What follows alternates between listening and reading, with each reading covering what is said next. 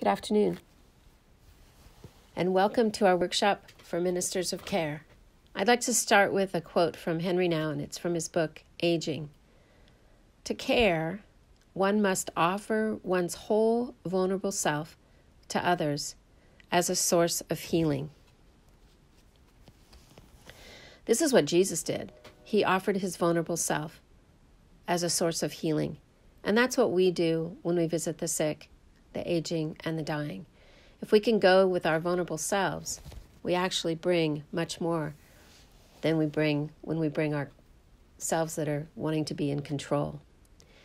So as we start today, I'd like to begin with explaining our handouts and also to tell you a little bit about what we're going to do. So I've created a few handouts for you. One is the kind of the outline of our workshop today. And you'll see that. And the words, it says pastoral on the side of the words. It says P-A-S-T-O-R-A-L. At the bottom of that page, there are 10 commandments for caregivers. There's also a page of quotes for you. And there's also a list of books and resources that you can use as a bibliography. And if you need access to them, let me know. So as we begin today, I'd like to start with looking at Jesus and then also looking at the early communities. If you look at the Old Testament, the care for the sick and the care for the needy was very, very important. In fact, a community was judged on how they treated the most vulnerable. And so caring for the sick was essential. Jesus cared for the sick, and he was all about healing. The early Christian community, the early church, also cared for the sick, and they anointed the sick.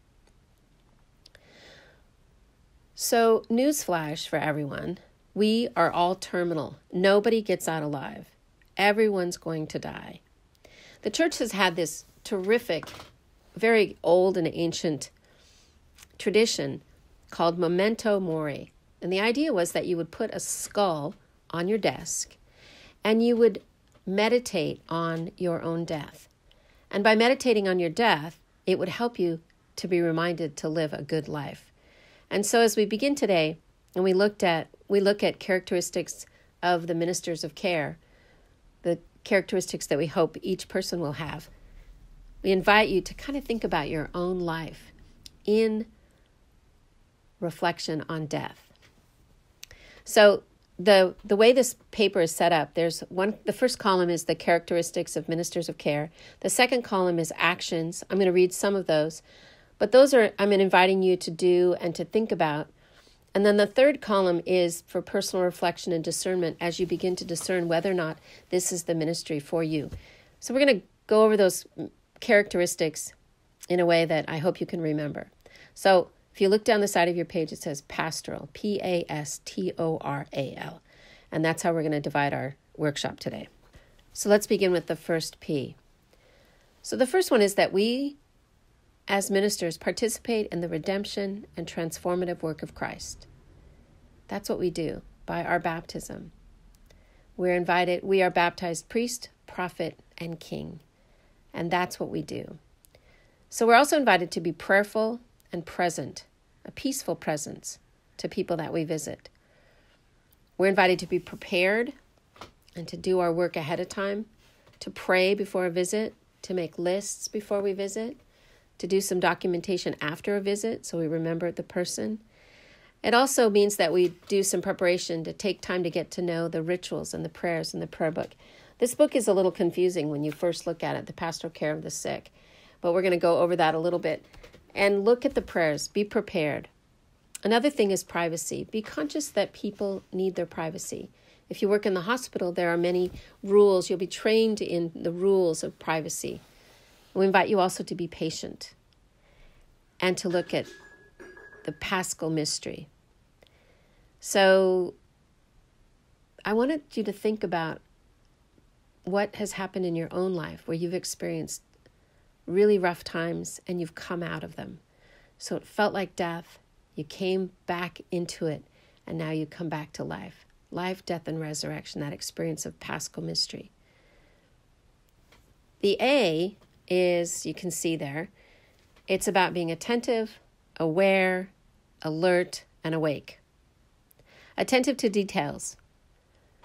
Attentive to yourself and to know yourself. To take time to assess yourself.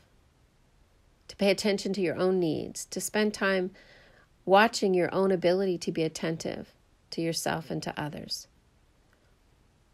The other one is in our book here, it talks about being attractive. And it just means that you look sharp, that you look nice, that you come into a room, and that you bring a preparedness with you. The S is about silence, support, being a servant minister, self-care, suffering, spiritual care, work of the soul, and sacredness.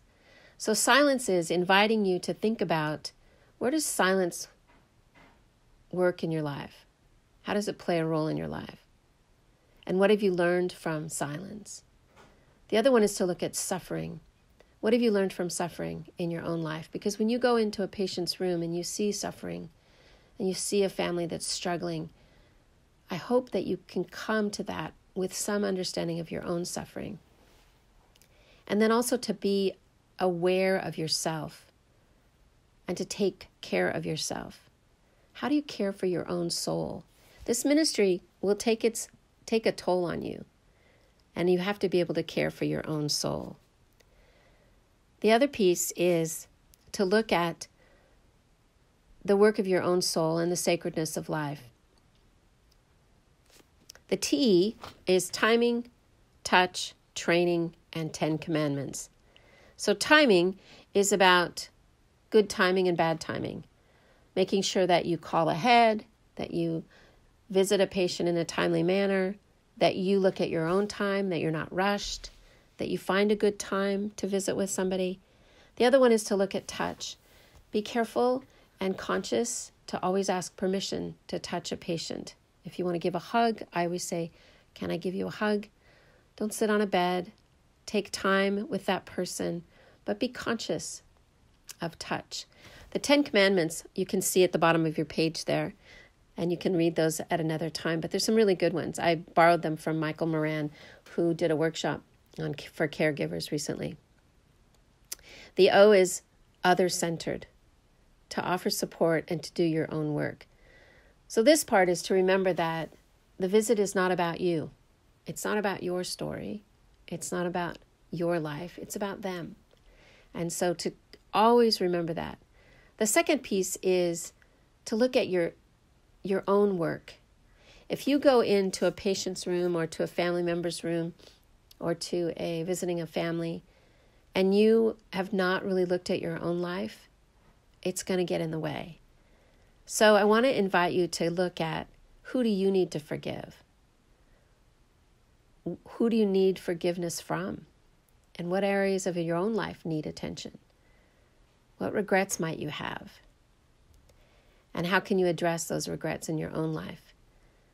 And then observe in yourself, how you find yourself self-centered or other-centered. Pay attention. Just pay attention. Don't judge, but pay attention. The next R is respect. Looking at respecting the person. Reflection, making time for reflection for yourself so that you're not rushed. It's relational, to remember that you're not there just to bring communion or to say a prayer, but you're there to create a relationship, and that's going to matter for that person. The other one is that you are there oftentimes to be a person of ritual and celebration, but you have to be familiar with the rites and the rituals. You're also a representative of a local community or a local parish. So when I bring communion to somebody who's sick, I always say, I'm bringing this from Our Lady Queen of Angels. It was blessed and consecrated at Mass this morning. And I tell them that. It's also the reminder that we're rooted in discipleship and called to holiness. So what practices do you have that are inviting you into holiness? The other piece of this is I want to talk about a life review, that you have done your own life review so that when you go into a patient's room and they begin to kind of look back on their lives, you've done that work so that you can know what that looks like, because it's going to change your priorities if you've done that. The next A is ars morendi and ars vivendi. And it means the art of dying and the art of living. Part of this is to invite you to, if you look at the questions there, is to think about what your own wishes at end of life will be. How are you living a good life in preparation for a good death? What would you include in a manual for living a good life? If someone were to ask you today, how would you write your obituary? The other question I invite everyone to do, if you're going to do this work, is to do an advance directive. And we'll do that in the parish. We'll bring some folks in to teach you how to do that. But please do your own advance directives, because you're going to spend time with people who are asking those questions. And if you haven't asked those questions of yourself, you're not going to be as good a minister, I don't think. Plan your own funeral. Think about your own readings, what scriptures will matter to you. And it'll change over time, but do the work. Maybe write an obituary or a eulogy and ask yourself, how do you want people to describe you? And have you had conversations with your own family and friends about your own advance directives and your own wishes at end of life? Do that work. That will make a difference. The next piece is listening and learning from mistakes and evaluations. Pay attention to your own listening and your own listening ability and the listening ability of others. There's a section in the book, in your book, 15 to 16, and it has a whole section on listening. So I invite you to kind of look at that. And then ask yourself, how good a listener am I? And one of the ways to look at that is ask yourself, when have you felt ignored or not listened to? And think about how that felt, because then you'll know how it feels when someone thinks they're listening to you and you're not really. So the other question you ask yourself is, what lessons have you learned from your own mistakes so that you can learn and grow? So this last part I want to take a little bit of extra time with, because as you look back on this whole list and this whole workshop today, I want to invite you to think about what it is that we're inviting you into. We're actually inviting you to be vulnerable, to really look at your own life and ask the hard questions in your own life. So when I put at that last part, the conclusions, the medium is the message.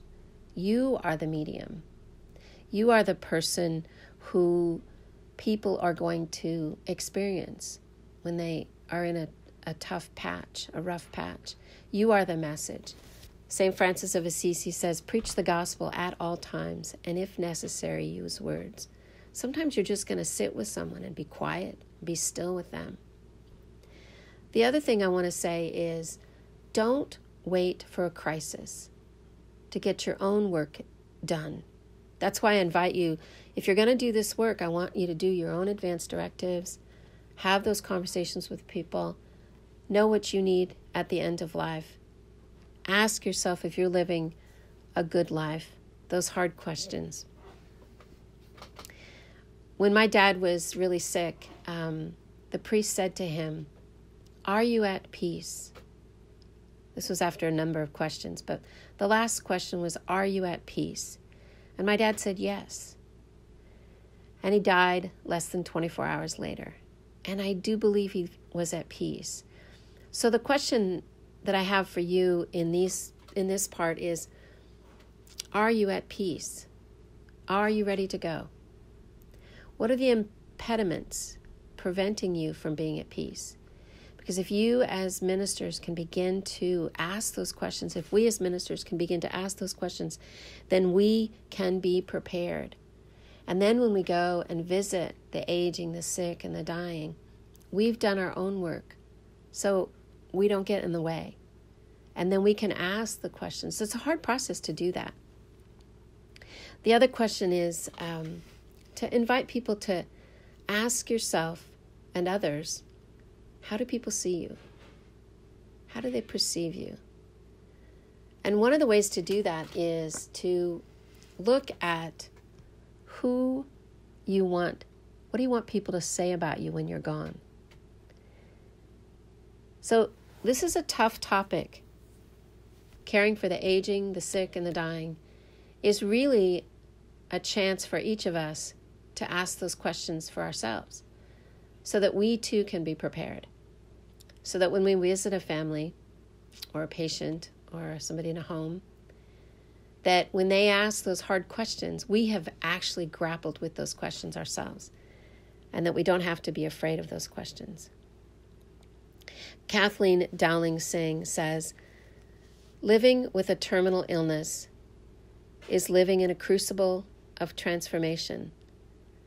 The reality of death is a focal point in opening us up to our essential nature. Dying itself pierces through unreality. So I invite us today to consider then what it is to die. Because death, this is from John Henry Newman, he says, death puts an end absolutely and irrevocably to all our plans and works. Death stops us and stops our race, stops the rat race. And I'm going to ask you to reflect on those questions that are in the very top corner. I'm going to invite you to reflect on why you feel called to this work and to this ministry.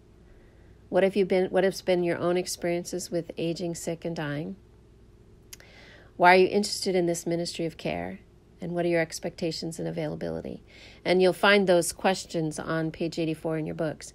So I invite you between now and then to begin to reflect and discern and ask yourselves, is this the ministry I want to enter into?